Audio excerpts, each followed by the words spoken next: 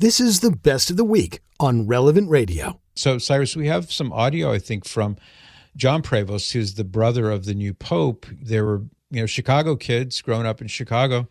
And he has some audio kind of talking a little bit about their upbringing and things about the new pope.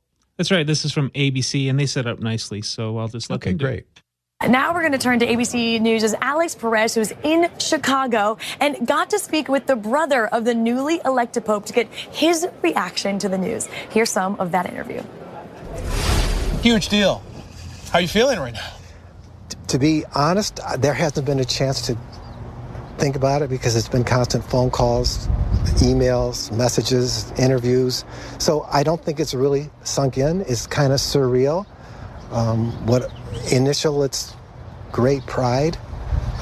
This is an awesome thing in the sense that the first, not only pope, but first American pope from Chicago, and a relative. Not a lot of people can say, my brother is the pope. That's correct. And I can now say it. So when you found out, obviously you have pride, that's your brother. Mm-hmm. Did you expect this? To tell you the truth, no, because I kept hearing there will never be an American pope just because of politics, and the United States has too much world power now. They don't need also into the church. So I did not expect it. But when I heard he was in a group of 3, then I thought, well, this could happen.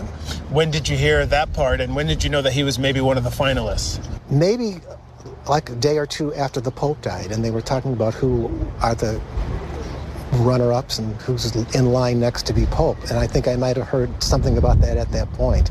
Then I spoke to him Tuesday before he went into the conclave, and he just kept saying, no, that's not true, that's not true. So he's pushing it away, hoping that it would go away. It didn't go away.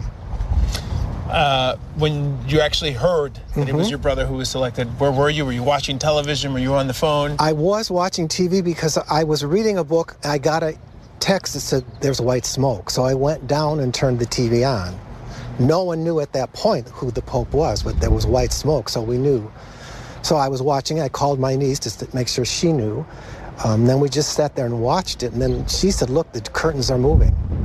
I said, oh, something's coming up. Then that French bishop came out who was going to announce it, and we heard the name, and she screamed, and I said, oh my gosh, here we go.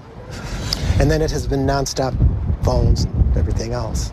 The world will now call your brother Pope. That's right. You arguably know him better than most people. What kind of person is he? A regular, run-of-the-mill person, I think because he was trained in missionary work in South America for so many years, he will be looking out for the disenfranchised. He will be looking out for the poor. He will be looking out for those that don't have a voice. So I think he will follow in St. Francis. Pope Francis. I was going to say, how is he different from Pope Francis? Or will he be different? I don't know that you'll see a big difference. He met Pope Francis before he was Pope when he was in Argentina, and my brother was in Peru. So that's how the connection began.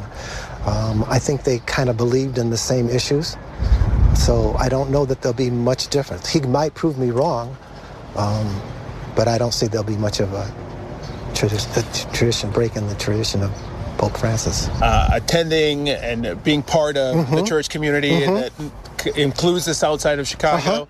How did that impact you guys? See, he wasn't around a whole lot because after 8th grade graduation, he went immediately to the seminary. So he was in Holland, Michigan at the Augustinian Seminary for 4 years. And then he went into Villanova University, which is an Augustinian university. So he wasn't home a lot. Summer vacations, he was home. Growing up as kids, I think we were just regular kids and didn't really think about that kind of stuff. The interesting thing, I don't know how many people find it interesting, but when he was in 1st grade, a woman across the street that we used to play with the kids and a woman down the street said he would be the first American Pope. In 1st grade, they said that. 1st grade? A random woman told him he would be the Pope? Well, they were neighbors. We knew them. But yes, he knew at that age he was going to be a priest. Interesting. Interesting. I wonder if that lady down the street is still alive. I called it. She's probably saying to all of her friends, I said he'd be the new Pope. You can join me by listening to The Patrick Madrid Show on the Relevant Radio app, live each weekday at 8 to 11 a.m. And thanks for listening.